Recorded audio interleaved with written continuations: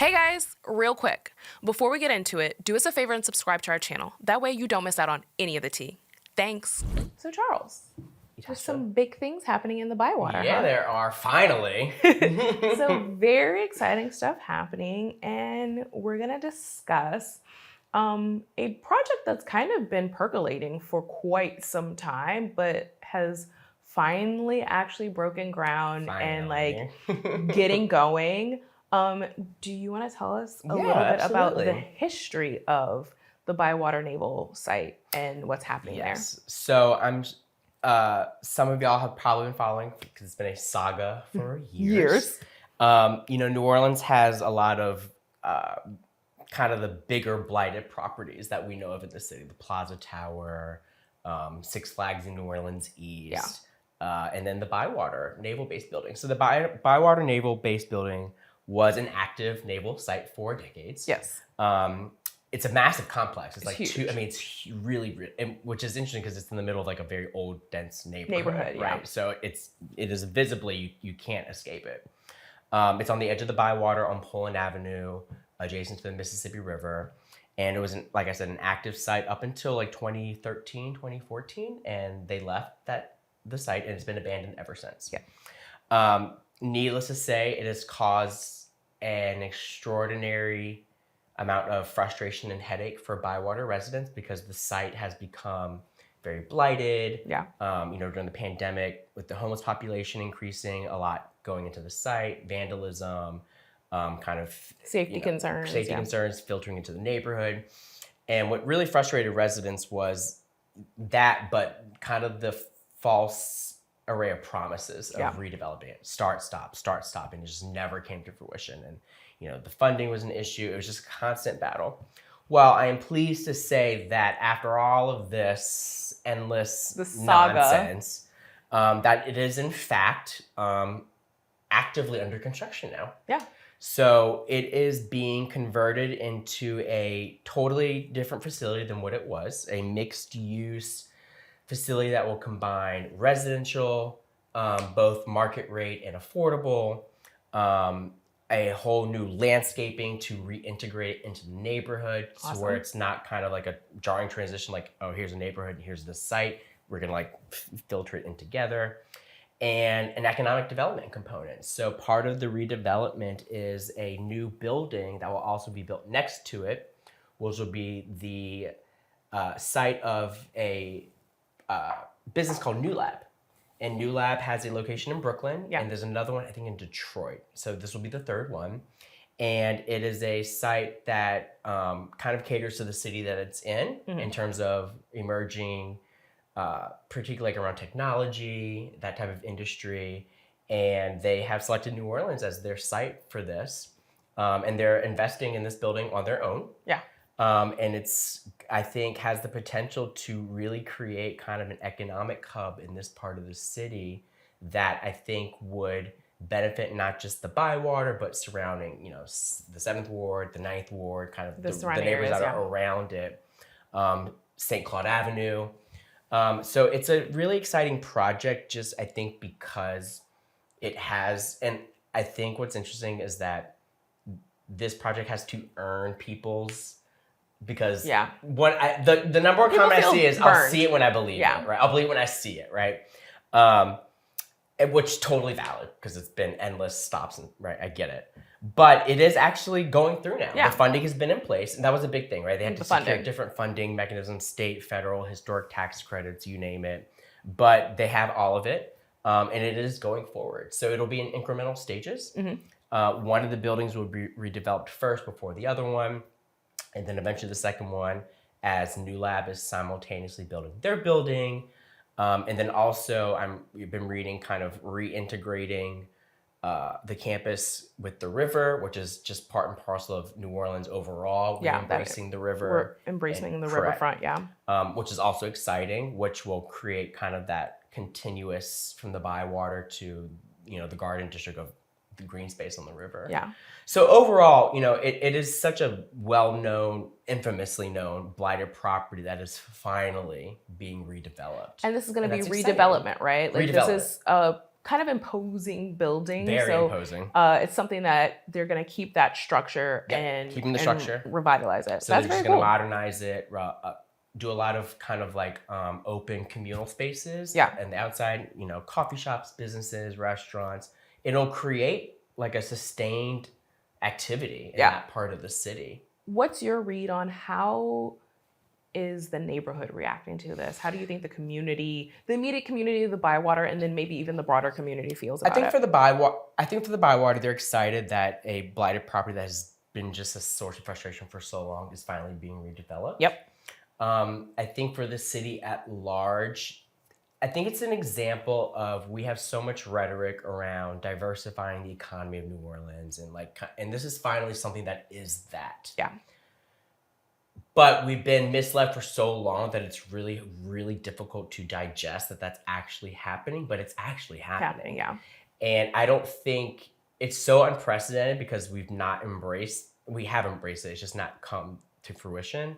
It'll be interesting to see when it's complete how this actually pans out, right? Yeah, I mean, what I like particularly about this project is the focus on what's being put there is community oriented. It's for the community, it's housing or it's businesses that would be utilized by the immediate community, especially in an area where I think one of the biggest frustrations for residents of the Bywater is how much of the housing in the Bywater has become like short-term rentals and Airbnbs, and how that's really sort of eroded the community aspect of that neighborhood. Absolutely. You have this old, long-standing neighborhood that now has like rows and rows and rows of like really cute houses that nobody's living in because they're all being utilized for vacationers. So to have a development that is about permanent housing and really, I think,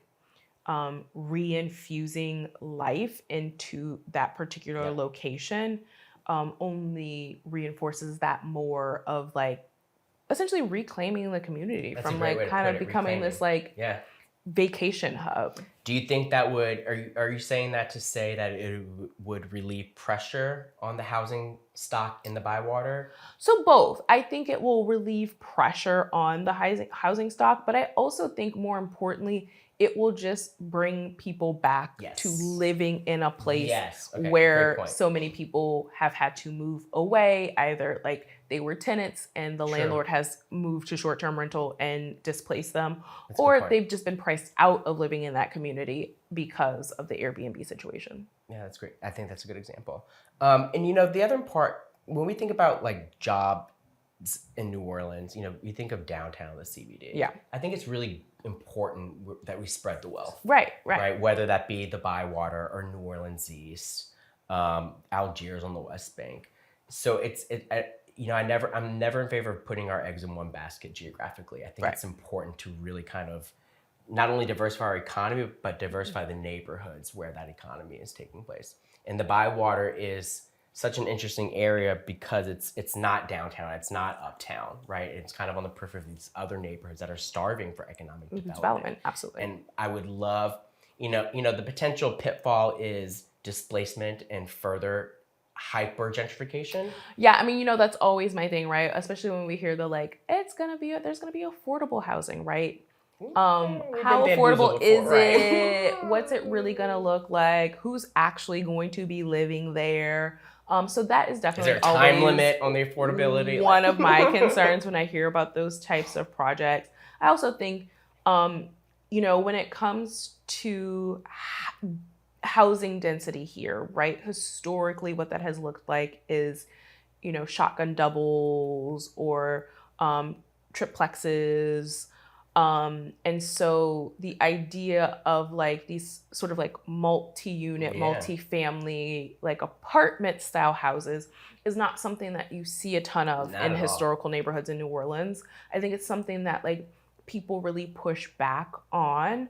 But I think when done right, it really can be an asset to the community because again, it increases that housing stock in a neighborhood where so many people have been pushed out and displaced, it brings a level of permanence, right? That you have lost when even on one double, it's like, okay, well, one side, somebody lives here permanently, but the other side is just coming and going. It's like, okay, so you have this person that's here and they don't have a neighbor next door because it's vacationers. So while I know that there is a lot of resistance to that style of housing density, I think that is really important in a city, to be able to have space where like people can come and live in the place where they work. So you know me, I'm always skeptical on the affordable housing front. Absolutely, I get it. But that is something that I definitely want to see, and I'm very excited about in that particular community because we have seen so many people priced out. But I do think the concerns around gentrification and sort of just like, rather than turning the tide as further entrenching, are absolutely valid.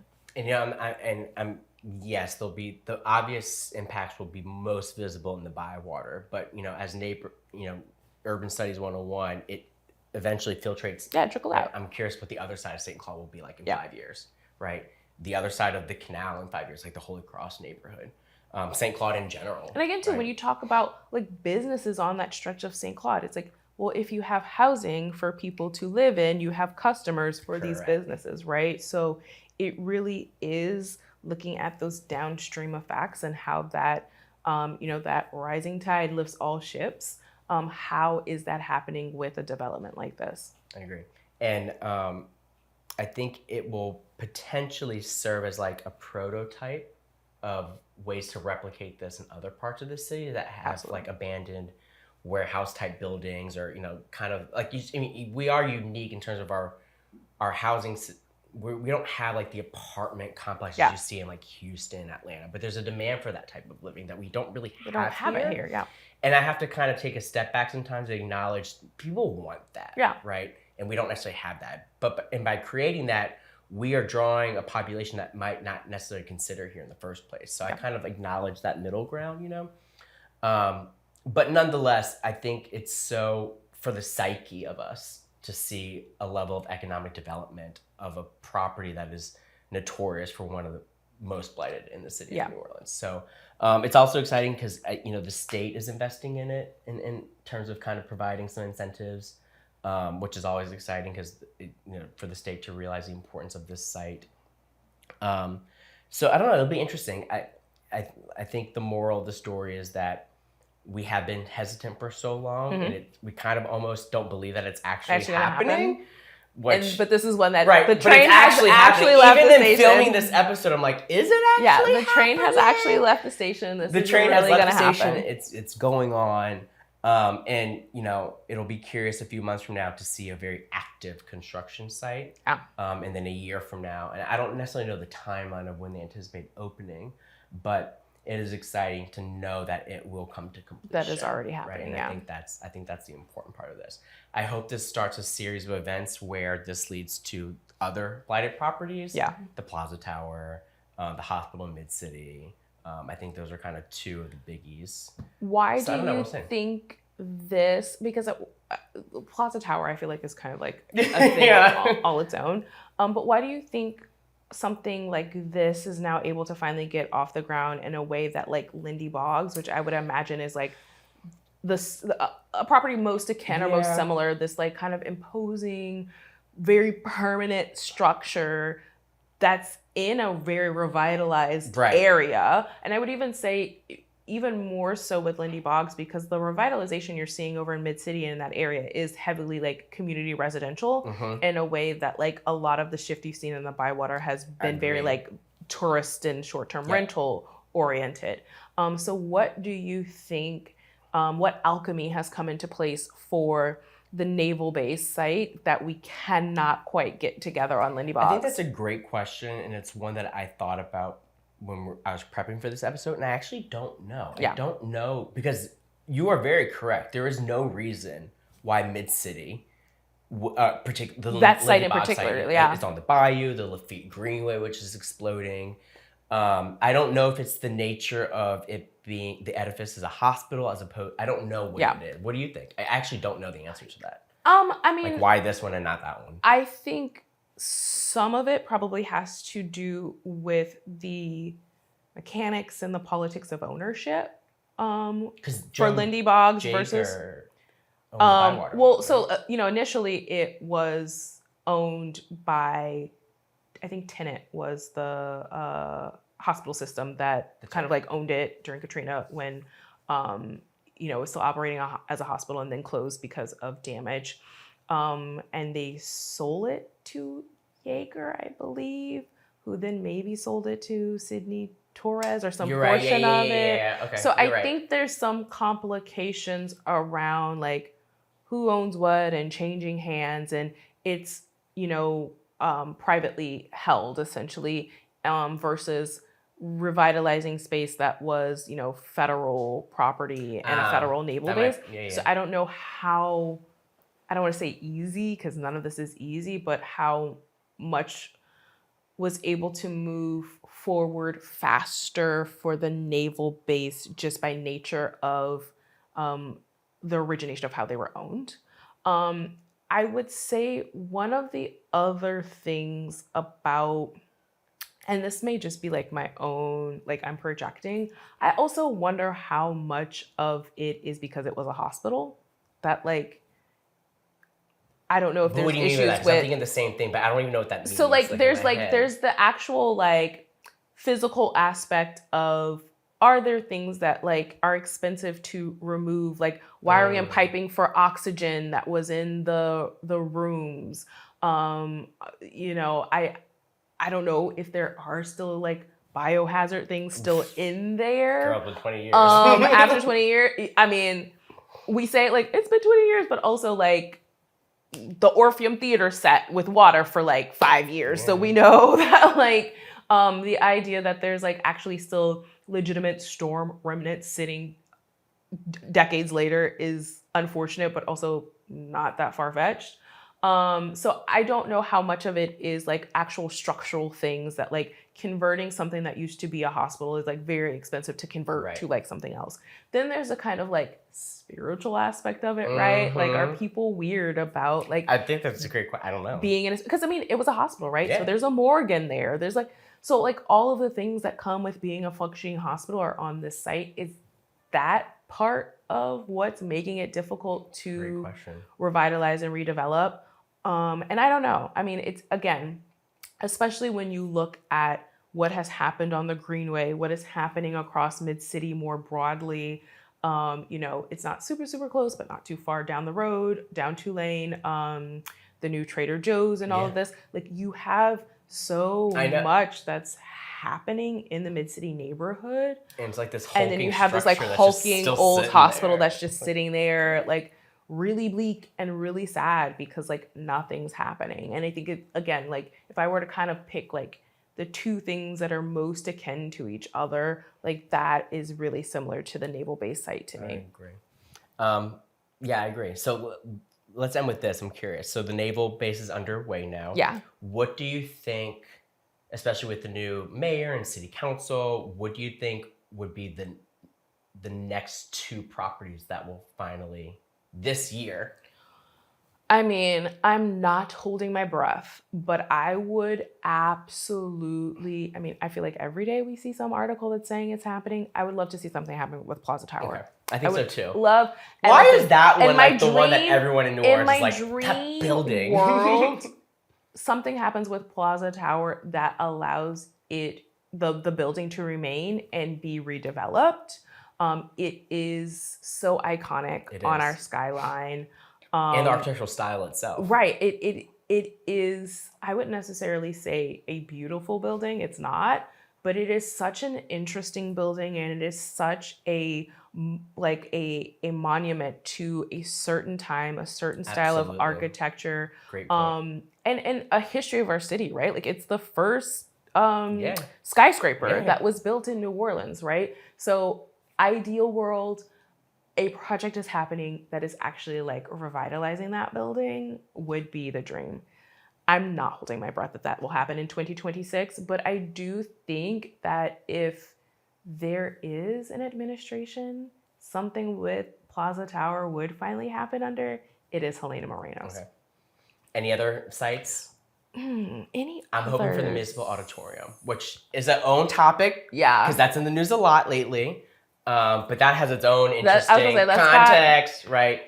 I think the Plaza Tower and the Naval, those tend to elicit, and the hospital in Mid-City, right? And then I think the last one rounding the list is the former Jazzland Six Flags site in New Orleans. Which already has some kind of movement. I would say the one other thing that I would add is that it's not the sugar mill, but over by, is it the old power station over by Mardi Gras World? Oh, yeah. It's like, is it part of the River District or adjacent? It's adjacent to the River District. That would prime. That's another location that there's been kind of multiple projects that have percolated over the years. So those would be my two, that location and Plaza Tower, that I would love to see something happen. I don't know if it will, but again, I will say, if not in 2026, I do think that if there was an administration that was gonna like push something forward with Plaza Tower, it is this one. I hope so. I think I'm in consensus with you. The one thing I don't want to see is it torn down. That would make me so that would literally sad. break my heart. That would break my heart. And think about, like, when you're driving down I-10, it's the one, like, the other ones are kind of blocked by the dome. The but thought you see it. of driving into New Orleans and not seeing that building would absolutely devastate me. So I think we need to do everything in our power to save Plaza Tower. Save Plaza Tower. Right. But we'll keep following this. I enjoyed this topic about the Bywater. To reiterate, it is happening. And I know there's a lot of doubt, and I don't blame y'all for having it out. I really, truly do not blame you, but it's happening. In fact, I'll take some pictures and stuff, right, of the active construction site. Well, this was great, Charles. Thank you so much for giving a little bit of history about the Bywater Naval Base, and I'm very excited to see what happens as well. We, of course, will continue to follow it. If you have any thoughts, ideas, topics you want to see, definitely let us know. You can shoot us an email. You can shoot us a DM. Follow along with us on all social platforms. We are on Twitter, Instagram, TikTok, you name it. We are there. You can also watch these episodes on YouTube. And if you would like to get these episodes early, or if you would like to get our weekly news digest, please sign up for our Patreon. And until next time, see you guys later. Thanks. Talk to you later. Thank you for tuning in to this week's episode of Pelican Briefs. If you haven't already, go ahead and hit that subscribe button. If you are loving the show, you can help us keep the conversation going by supporting us on Patreon. Your contribution on Patreon ensures we can continue producing quality content you love. Click the link in the description to become a patron today. Until next time, this is Pelican Briefs.